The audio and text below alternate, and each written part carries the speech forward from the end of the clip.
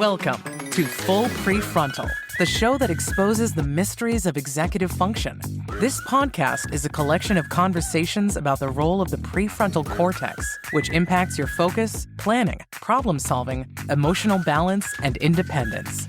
So join us as we explore executive function and the science of learning. And now, here's your host, the founder of EXQ, Sucheta Kamath. Welcome back to Full Prefrontal, exposing the mysteries of executive function. I'm your host, Sucheta Kamath. As you have heard me say before, we try to find ways that neuroscience, cognitive psychology, and other areas of studies can inform us to become better people, gain insight, and most importantly, change the way we lead our lives, and particularly those who many people are dependent on should take that job seriously, right? So as I have often said, the most important reason this podcast was started to really take a deep dive into executive function, self-management. One of the key components of executive function, however, is attention. I like to describe attention as the gateway to information processing.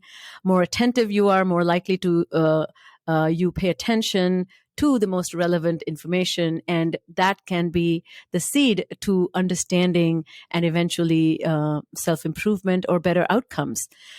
So with that said, there are some barriers that all of us experience. And, we are not as smart as we think we are. We are not as attentive as we think we are. And we are not as open to change our beliefs about ourselves simply with information as we think we are. So take example of paying attention. So people rate themselves far more proficient at paying attention, picking up on details, and not missing information than they actually do. So even after listening and reading about a lot of media coverage of dangers of driving or dangers of driving and multitasking or being on the phone, still many people are continuing to do that, right? Because they think that they are probably the exception. So 95% people are not struggling or struggling, then one tends to convince oneself that I'm the 5%. So it's the neuroscientists, like my guest today, who dedicate their time and attention to figure out the obstacles in paying attention and systems and practices that can be enhanced. So it's with great pleasure, I would love to introduce you to Dr. David Strayer. He is the John R. Park Professor and head of the Cognitive Neuroscience Area in the Department of Psychology at the University of Utah. He received his PhD from the University of Illinois Urbana-Champaign in 1989 and worked at the GTE laboratories before joining the faculty at the University of Utah. Dr. Strayer's research examines attention and multitasking in real-world context, and for the last 20 years, he has focused on understanding driver distractions stemming from multimodal interaction in the vehicle. This applies to all of you, so pay attention. He has two specific areas of interest. One is to examine the effects of multitasking on driving. Driver distraction is a significant cause of injuries and fatalities on the roadway. And second is examining how immersion in nature restores cognitive function. So we have a lot to talk about. Welcome to the podcast, Dr. Strayer. How are you? I'm good. Thank you very much for having me. Well, this has been a dream. So I'm so excited to talk to you about so many things. So first, I wanted to set the stage for this discussion. Since you're a neuroscientist, can you define attention for us? And do you distinguish between paying attention versus knowing what to pay attention to? And then continuously paying attention to that, what's important? Mm-hmm. So, attention has an everyday, frankly, everyone has this notion, even going back to grammar school, of pay attention and so forth. And what it requires is really focusing on things that are important, like what the teacher's saying or what you're reading, and ignoring all the irrelevant distractions of, even in grade school, your people sitting to either side of you, doing something that's not relevant to the task. So we think a lot of times about attention is focus, and successful attention is to suppress irrelevant distractions. That's kind of the selective part of attention. The other part of it is something that we tend to do all the time, not necessarily well, but we tend to do all the time, which is multitasking, where we try and do two tasks or more at the same time. And there it's a different divided attention. You're trying to basically just juggle more than one activity at a time. And so most psychologists would talk about and focus on the selectivity of attention, focusing on task relevant information, and the attempt to try and juggle more than one task at the same time. And there are other components as well, but they're kind of really essential. And I agree with what you say that I refer to attention as kind of the holy grail. Everything is kind of a gatekeeper. In fact, some of the models of attention even talked about it kind of as a gatekeeper. Yes. It's a gatekeeper to our consciousness. It's the way that sensations get into our brain. It focuses our consciousness. And so for me, it's always been just one of the most interesting things to study, which is why I do it. And thank God from studies like yours, I think we even have understood how bad we are at paying attention and how much essential it is, and yet how easily we underestimate it. So, as I was reading about your work and tying it to all the things that I have seen over 25 years in my clinical practice, attention is first to go, a very fragile system. Anytime there is a brain injury or even developmental barriers, one of the best ways that can yield you success is to fix that attention and even teach the discernment what to pay attention to while learning to ignore distractions successfully. So this is a philosophical question, but do you think our minds are more cluttered and distractions now than centuries ago, or is this a new phenomenon, or is it enhanced or accentuated by the troubles we are facing because of the technology? So, I mean, if you look at a hunter-gatherer brain, they were confronted with, interacting with certain kinds of things, searching for food, foraging for food. But the kind of the real time pressure bombardment of information really wasn't there. And with all the modern technology from TVs and telephones and computers and phones and all the gadgets that surround us, we really have changed our world in really pretty remarkable ways. Oftentimes by design, but oftentimes also with some unintended consequences that makes it so that we can become very easily overstimulated, over-aroused, and overstressed. So even though we have primates have a very adaptable brain and we can live in this environment, it's not what our evolutionary history is. Driving a car isn't, watching TV, being on the computer and on the cell phone all the time. We can live with that and all the social media and the things that go with it, but it oftentimes has a darker side associated with it, which is that it can lead to higher levels of stress. And as you kind of allude to, and from your background, that the DSM has probably a third, 30 or 40% of the disorders that they describe are some dysregulation of attention. Absolutely. Absolutely. And I think that's why, I also wonder, as we, there's a great anthropologist I had on my podcast, Richard Roy Grinker, and he has written a book called Nobody's Normal. So this concept of normal, even, apply superimposing concepts from statistics to describe the bell curve as human behaviors needs to fall somewhere in this, within this scope or range of the bell curve. I find that attention has become, more attention, paying more attention as compared to what? So there is a group behavior, right? So in a classroom, if majority of students are managing and staying contained and listening to the teacher and following instructions, and those three, vagabonds who are just running around, then they become the ones with problems. So I feel sometimes the attentional demand and whether you're meeting it or not can be used to frame disorder or difficulties. But second is also dysregulation is a outcome or matter of time. That means over time it depletes. As more attention you pay, less attention you can pay. So do you agree with that? How are you seeing these two phenomena about our community collective ability to pay attention versus our ability to pay attention over time?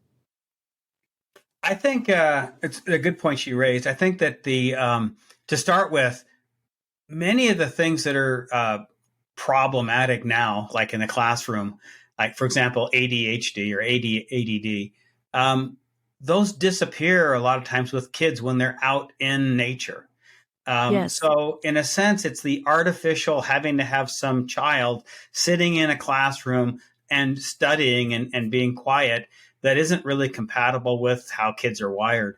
We think about, and I've seen some people who talk about all the various kinds of things that are distractions, hijacking your attention so that you in a sense, it's not just an attentional network. We know there are probably 4 or 5 different ones.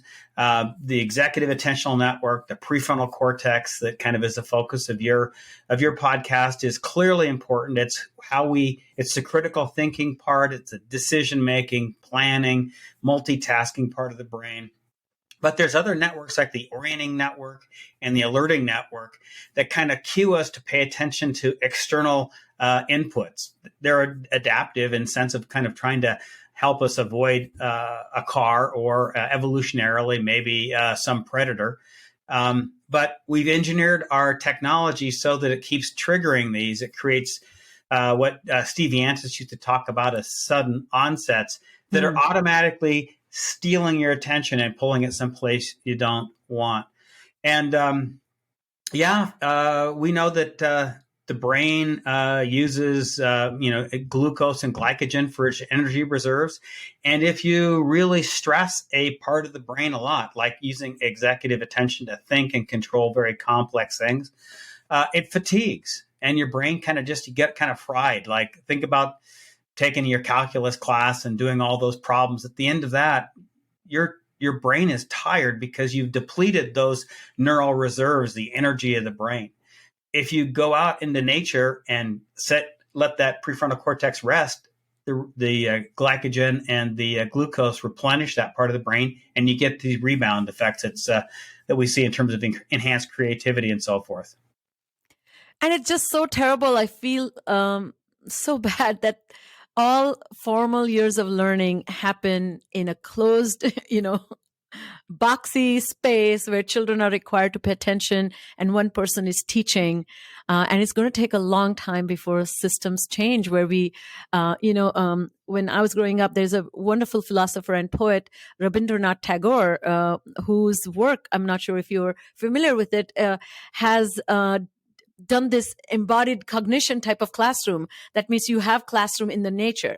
And part of learning is to actually allow the mind to wander as part of enriching your thinking and free thought or creativity. And I don't see that at all. We are, in fact, taken away playtime from formal teaching. So system may be doing disservice to that paying attention ability.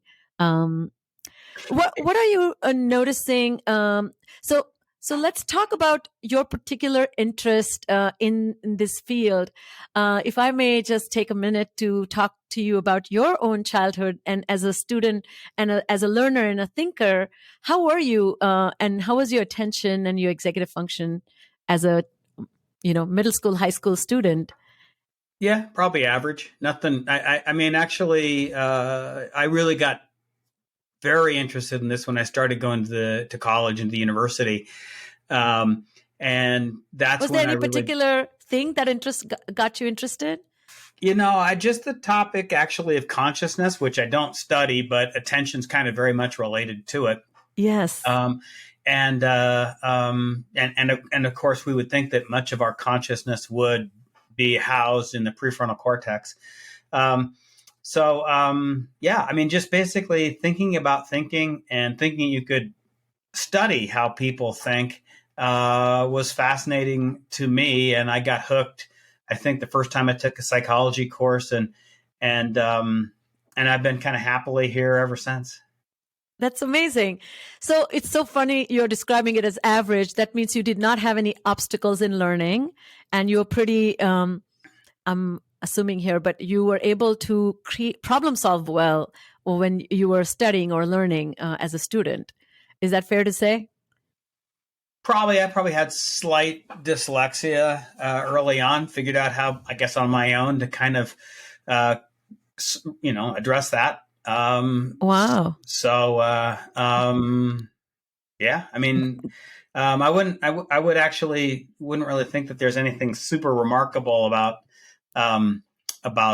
my early years. I guess I would say I am probably the average person that your prior guest talked about. Nothing really totally stands out as far as I can immediately think to with respect to that. It's so funny. So I've told this story before to my listeners with another neuroscientist, but I think I was, I was a great student. But in Sanskrit or in Marathi, my mother tongue, the word chanchal means restless mind was used to describe me, which sounds to me is more like a compliance issue. If I wasn't complying with everything asked, then it was immediately called as a restless mind. But I remember my father giving me an exercise, which is sitting in one completely bare. One of our bedrooms were like completely empty. We didn't have furniture there. So there would be a lamp and I would be asked to sit there and stare at the flame to improve my attention. And here I am, 20 years later, I started teaching people not that particular technique, but one of the things is intentionally paying attention and bringing back attention to the current moment was a very interesting phenomenon. I wouldn't say I was good at it at all, but it was a great awareness that I really can't pay attention like that. And who pays attention like that? And actually later on, I asked my dad, what was that all about? Can you pay attention to the flame yourself? He said, nah, I was just thinking it might be better for you. Good. So let's talk about your interest in driving. What is so particular about attention and driving? What kind of conditions go into becoming a good driver? When I first started doing work in attention, it was with in aviation, looking at pilots, helicopter pilots, some of the initial Apache helicopter prototype designs we evaluated. And it was really clear that you had to be careful about how you designed the helicopter or designed the aircraft so you didn't overload the brain. And that goes all the way back to work that Donald Broadbent did just post World War II, where we saw that the problem was that when planes were crashing, it wasn't the plane failed or the pilot did something wrong. It's just we were asking too much of their brains. You were trying to basically have them do too much. And it was pretty obvious that the kinds of things we saw that led to pilot overload could very easily lead to driver overload with bringing that phone into the car. And so that's the research we did was just initially to say, how distracting is it? There are other things in the car like listening to the radio or talking to a passenger or something like that. How does that differ? Do hands-free cell phones make it any safer? And we just started and have embarked on a program of research that probably has been ongoing for about 20 years. That's pretty much followed the technology from talking on a phone to hands-free cell phones to texting to all the complex things you can do in a car these days, like you have heads-up displays and touch screens and voice commands. If you looked at what a car looks like now, some of the more modern cars with all the gadgets, it's like the cockpit of a fighter plane, and we aren't trained to do that. And so the problems that we were seeing with fighter pilots when they were overloaded, we're now seeing with drivers when they're overloaded. And distraction, where you have problems with dysregulation of attention, are cropping up. And, maybe half of the crashes and fatalities we see on the roadway, maybe that may not be the only factor. You may have speed or fatigue or other kinds of things as well. But distraction and is clearly a significant hazard on the roadway, where what I think it's interesting is we're just looking at ultimately our brain trying to multitask in this kind of a complex environment. It's so interesting. I love that you drew a parallel from the pilot and spatial navigation into, again, that visual navigation. And also, if I was wondering if you could maybe talk a little bit about these two systems that go into driving. So more familiar the road is, more autopilot can kick in, allowing or freeing the brain to roam around. And in that roaming, you can actually, a lot of creativity can happen, but also that gives you a feeling that I got this. So now I'm free to do something else with my mind, and that may be a mistake. So, so maybe can we start, for starters, tell us a little bit about drivers' perception about their capacity to drive and capacity to tolerate distractibility. It was so interesting. I read this that during the pandemic, when there were less cars on the road, the car accidents increased in number. And apparently people overestimate their skills, right? How good they are driving when particularly less people, so they were speeding more. So what are your thoughts about that? The first piece, where self-awareness regarding one's capacity to engage in tasks like driving. Yeah, we tend to be very poor judges of our own abilities. We always think we think we live in Lake Wobegon, where we're all above average. And it's very clear that you see a lot of people who are impaired, but the part of the brain, the prefrontal cortex, that is involved in self-monitoring is busy multitasking. And so you actually kind of deceive yourself by not processing the very things that would let you know that you're not doing a very good job. But so you'll see a lot of people, I can drive and talk on a cell phone without any problem. But you ask the person who's driving behind them how they drove, and they said, well, you were swerving all over the place. You missed a traffic light. You were a hazard on the road. So other people see that you're impaired, but you don't have the cognitive ability to be able to monitor your own behavior. So that's part of the problem. And it's also, it's a cognitive deficit. It's also kind of a social psychological problem where we tend to think we're better than average. So, can you talk about the role of visual attention or in visual information processing and this cognitive load that, even though driving to me or any task at surface, it looks very simple, but there is that we are weighing, evaluating, judging. We're also taking decisions or taking decision to not do anything or do something. And that is a lot of load on our ability to think. And so we don't take driving as seriously as we should, really. And I'm surprised we don't have as many accidents as we would or we should, in a way, considering the human fallibility of attention. Well, yeah, if you kind of look at an endpoint where we can drive to work right now, bear in mind that we've been driving for 10, 20 years or something like that, maybe longer. But if you sit next to a new driver who's just learning to drive, they realize how complex it is, and the fact that you got to pay attention to all the other vehicles, pedestrians, speed limits, staying in your lane. And what we know just from crash rates and fatality rates is that it takes about 4 or 5 years to become an expert driver. And that's not that you're a perfect driver, but you see in terms of crash risk that it's very, very high for 16-year-old drivers, and it doesn't actually start to really fully plateau till maybe early 20s when prefrontal cortex is fully matured. Yes. So we actually think that there is a relationship between the development of prefrontal cortex and the ability to be able to drive well. And it's coupled with that experience of just doing a lot of driving. Once you get to the point where you're, say, mid-20s, your prefrontal cortex is largely developed. You have probably your peak attentional ability, and you've been trained enough with driving so you can kind of get from point A to point B fairly efficiently. You become an expert at driving, really. But that doesn't mean you can just completely just zone out. And that's what we see is you get a lot of aspects of behavior become fairly automatic.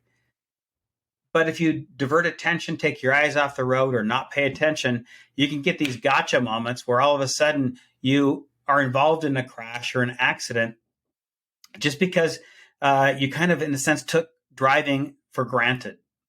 You became kind of lulled into a sense of complacency, and it's really easy to do. I guarantee everyone who's listening to this has had the experience of driving down the road and all of a sudden coming to and going, I have no idea what happened for like the last 5 or 10 minutes. Yes. And as you're aware, there are even some people who have severe OCD who will watch the news at night to make sure they weren't involved in a crash because they're so worried about this kind of mindless driving. But it happens to everybody. And it's just this, when you're in that state, if you're not careful, you can easily be involved in some kind of a bad outcome.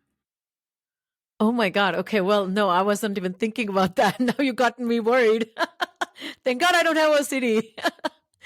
Another interesting thing that you just mentioned that I was thinking about, I had a patient, he had a severe concussion, severe traumatic brain injury, actually. He was involved, he was driving from his university, returning back. No, he had done a day trip. This is in Colorado, and was returning, and he was feeling sleepy. So he swapped with his fellow companions in the car, and she fell asleep. And she hit the median, and the car flipped and turned, and he was the only one who was thrown out of the car and had severe traumatic brain injury. And he was in coma for 30 days. Terrible, terrible impact on his cognition, and took a long time for rehabilitation to start taking roots. But he was very interested in driving. We could not even put him in a car to, like, even in like a free parking lot, like empty parking lot. So every time he would get into a driver's simulation, he would insist on having the right music to play and get it. So his head would be down. He's looking at his phone, trying to get the music, and the car is going. So he's not even driving because he's in a simulation. And invariably he would hit, and then it would be reset. His insight was so poor that he wouldn't even understand. He thought every single person was against him and didn't want him to drive. Well, in a way, we didn't want him to drive, but so what's the role of insight? And maybe that's all the studies that you do is mostly with healthy brains, right? So the assumption there is people have great insight. So is there any, what does your research show about people's, we talked about that people are less knowledgeable, but in terms of self-correcting or drawing conclusions about one's capacity to regulate better or bring attention back on track, are we good learners that way by retrospective, reflection? Usually not. Occasionally something will kind of be so egregious it'll kind of like snap you too. But a lot of times it's just the opposite. What happens is you got from point A to point B and you were talking on the phone and nothing bad happened. So you think, I can get away with this. And so it starts to become part of the repertoire of your normal behavior. And you were just lucky that you didn't have something happen. That's the one saving grace, really, and why we don't have more crashes is that, there's a lot of things that are forgiving now. Cars are safer, right? They're more crash worthy. People are more likely to wear a seatbelt, which saves them if they're in a crash. We have divided highways that stop head-on collisions. So we've spent as a society billions, if not trillions of dollars engineering the roads and the cars to make it so that it's a safer environment. But still, 30, 40,000 people every year are killed on our highways just in the United States. Well, here, let me an anecdote to give you an idea about our conscious awareness and how it might relate to driving. There was somebody who had severe amnesia, kind of like HM, who just couldn't remember anything. You tell them your phone number and like 15 seconds later, he doesn't even remember who you are, and let alone that. He was able, there was a patient who was studied by a lot of the driving community who was able to get in his car and drive from one university to the next. Now, he didn't remember where he's going. His wife had to sit there and kind of give him directions about take this exit and so forth. But in terms of the moment-to-moment decisions about being able to drive, he was fine. Wow. It was kind of amazing that someone could do that. and completely disconnected with the big picture. So no just start thinking, but the individual moment, good connections. Yeah. So another interesting thing, so I'm going to do a little rapid fire about myths of multitasking, and you tell us if it's a good or bad idea or ugly idea even. So humans can multitask. Okay. What do you think?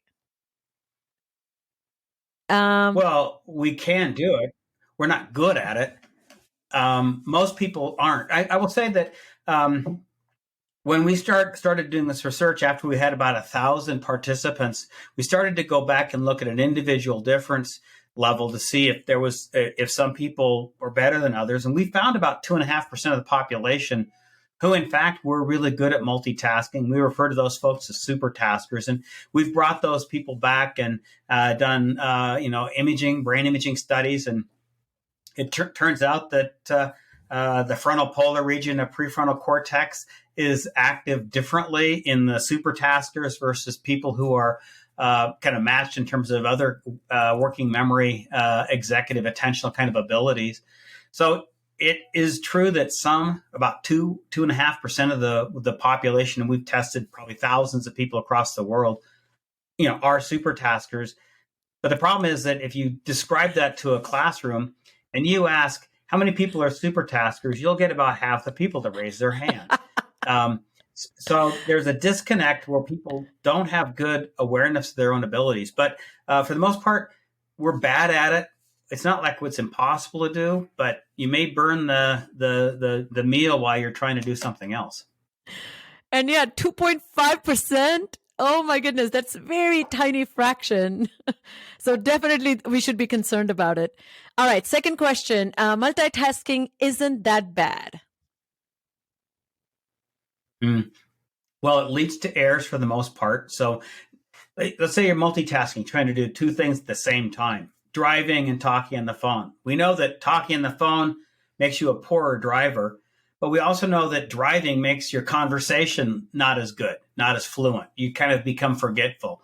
So in most situations, when you try and multitask, you end up making a mess of things, and both are compromised. So yeah, I would say that for the most part, if quality performance matters, it's not a good thing. So is it a good way to describe, when I talk to my patients or clients, I say it's attention is engaging, sustaining, disengaging, switching, re-engaging, sustaining, disengaging, switching. That's the process of paying attention. If we are at most doing two tasks, or when we say we are multitasking, we are really switching, correct? We are disengaging and switching and re-engaging. And there's a huge cost to this switching. And this is often, you've talked about, is fragmented attention, correct? So that is a really costly affair in terms of our ability to re-engage with same fervor or effort. So it's not a most recommended thing, but people find it so boring, I think. Another problem with human mind is we're bored of paying attention. Do you agree? Yeah, I mean, one of the reasons that people multitask is that they're trying to add stimulation. What we do find is that when we do personality inventories to find who's most likely to multitask and why, that the people who are most likely to multitask score high in sensation seeking, are high in impulsivity, and have low working memory capacity, the kind of the Randy Engel type measure of hold and manipulate information. So the people who do it a lot, they're kind of the worst people, certainly in terms of driving. They're the worst people with respect to the ability to be able to multitask who are doing it. So unfortunately, it's not the super taskers who are doing it. It's the people who are on the other end of this spectrum. Yes, definitely. So this last question about multitasking increases or reduces productivity, which kind of, I think I know what you're going to say. Yeah, so that's actually, multitasking reduces productivity. It degrades the quality of performance. But in the business context, they figure that switching, multitasking, switching tasks like you might between one task and another on a computer, wastes up to 25% of the workday. In terms of you're working on one thing, you switch Wow. to something else, you kind of forget where you were, you have to come back, something else interrupts you. Those interruptions have a lot of cost. And like I said, in the business community, they estimate that it's maybe 1/4 of the workday is just lost from unproductive multitasking. I have a colleague who studies multitasking of radiologists, and if they can pick up the phone to answer, to field a question, which happens all the time, they miss important information in the radiology that might have real negative health outcomes. And another important concept that I often think about and talk to my clients is affective coloring. This stickiness that our exposure to prior unfavorable information or people or encounters can really linger and affect, right, our mental chatter and can lead to terrible outcomes as well. Any thoughts on that? Oh yeah, I mean the ruminating brain is again kind of prefrontal cortex, just kind of going over and over and over and over some kinds of things that you can't shake. And I suspect all of us do it, but there's a continuum, and some people just cannot break set. Part of OCD and all the other kinds of things that are problems in terms of our mental health. So let's talk about your second area of interest, which is nature. And it's actually you're offering solution to this attentional depletion or lack of, so can our attention improve? And what are some of the ways you have thought about role of nature in this space? Yeah. So I kind of came to this just initially by personal experience of going down and where I live in Utah, there's all kinds of places where you can go rafting or hiking, and they don't have places to recharge your cell phone. They don't have cell towers. And so you are more immersed in a natural environment. And it was really obvious that you start to think more clearly when you kind of set aside all that technology. Of course, nature writers have known about this for hundreds of years. And in many respects, they'd say, well, what's really surprising here? But from a neuroscience perspective, we were trying to understand what happened in the brain. What we find is that we did a study where we took two groups of people who were going on outward bound, where they take all the technology away. And we measured the creativity using standardized creativity scores, either before they went on the hike or after 4 days of being out in nature. And we got a 50% boost in creativity scores. Wow. The thinking that we have now is that the modern everyday hustle and bustle and kind of things we do depletes our, well, among other things, prefrontal cortex, because that's the decision-making, problem-solving, multitasking kind of hub. If you let people go into a natural environment that's more consistent with our evolutionary history, you rest those portions of the brain. They're not overtaxed. And then when you come back to a task, you find that you get this boost in creativity, enhanced working memory. When we do, one of the things that my lab does is we take a lot of electrophysiology recording equipment out into nature, which produces its own problems, but we can actually measure the changes in the brain when you are unplugged for several days. And we see changes in the theta frequencies coming out of the anterior cingulate cortex, which is kind of the hub that coordinates and organizes a lot of the controlled cognition, our thoughts. When you so you see that in terms of the spectral EEG, in terms of the task-related things, being unplugged for several days and then coming back to a task, you see enhanced neural activity associated with improved cognitive performance and improved self-reports of positive affect. So, and in research, it's not my research, but others have found decreases in stress. So going into natural environments makes us healthier, has a lower level of stress, and makes us think more creatively and productively. So as I was thinking about I heard you talk about in your TED Talk, how you saw a woman making a deal as she was trying to get the best cell phone reception in the most scenic part of Utah. I was thinking about your research, and I said, your research is more suited for this nature-based investigation of cognition than driving and being distracted, because I feel in Utah, how can you get distracted? Or maybe you can because you have beautiful surroundings, but it's pretty straightforward roads and not a lot of traffic is how I'm envisioning. I may be wrong. So one interesting thing, I think I found this very interesting that PARX is the program in British Columbia, which started where the physicians are actually providing patients with a free annual pass to the country's national parks. And you're familiar with this kind of intervention. And so what do you think in terms of, you have given a lot of thought about not just individual attention, but we as collective body of humans trying to become better people or even elevate our consciousness. What do you think in general you would suggest to all the listeners? How can they elevate themselves and those, not just themselves, but even the communities and the nation? We all could do better, I think, in our attention. Mm-hmm.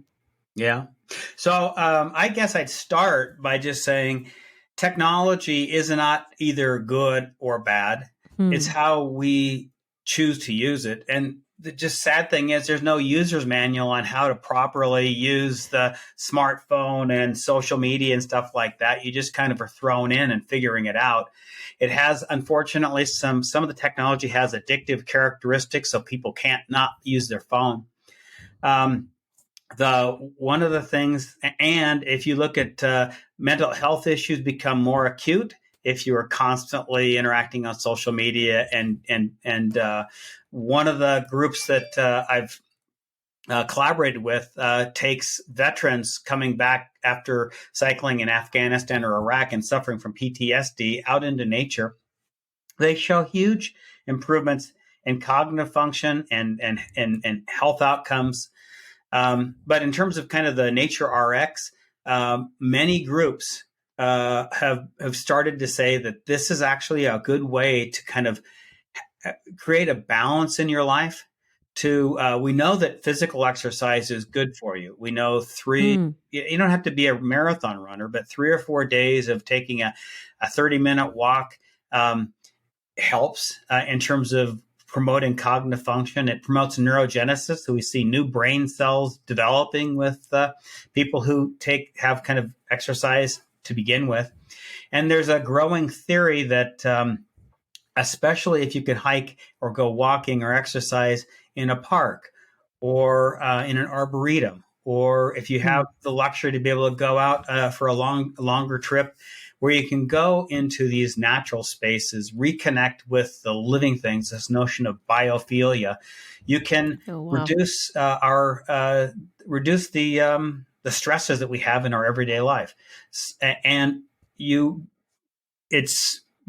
there's a lot of research that still needs to be done to figure out how much nature is important, what types of nature, how often, to make it a full prescription. But the very simple adage of just going out and trying to be in nature, notice the trees, notice the wildlife, is healthy, and it lets us reconnect with our evolutionary past. And do you agree that nature also invokes this emotion of awe, which is the most positive, something much larger than you, just reminding us that we are smaller and not permanent. Such an important ways to keep a life in check, right? Not take it too seriously. Oh, absolutely. There's a large number of people who think that that's a significant part of helping to recalibrate our sense of who we are and how we fit into the big picture of things. And nature is a real good way to try and do that. Well, I love that we are ending on a very positive note and you're giving hope to people, primarily because one, I wish nature was more accessible to all, but definitely is something we can experience. I aspire to look at sunset or sunrise once a day as my personal commitment to my mental health. But I genuinely love the way, thank you for, by the way, doing this research. And an easy solution, as much as I feel like it's more costly to get a cell phone than to actually remediate attention with being in nature. But I guess people are not doing that enough. So as we close, I always love to ask my guests if you have any book recommendations, something that has been a wonderful influence on your thinking and something you would think that people will benefit from reading. I do. I've got two books that kind of actually, they follow a lot of the research that we do. One on the driving domain is a book by Matt Richtel, who won the Pulitzer Prize. It's called A Deadly Wandering, and it focuses on the problems of distraction. Oh, wow. And then the other book I'd recommend is a book by Florence Williams called The Nature Fix. And it's the idea about how you can restore your brains and make us happier and healthier by setting that technology aside and going out and do a hike. Wow, I love it. Well, thank you, Dr. Strayer. You are phenomenal. And thank you for all your contributions. And listeners, thank you for tuning in today. That's all the time we have. Thank you again for tuning in, sharing, and joining the conversations.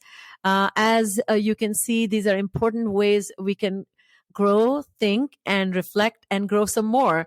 Lastly, if you love what you're listening to, please share the episode with your friends and family and colleagues, and definitely leave us a review and reach out to us. Stay connected. And until then, see you again. Thank you again, Dr. Strayer, for being here today. It was my pleasure.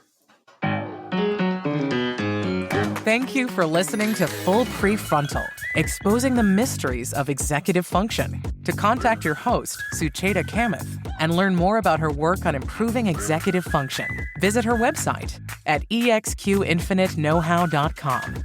That's www.exqinfiniteknowhow.com.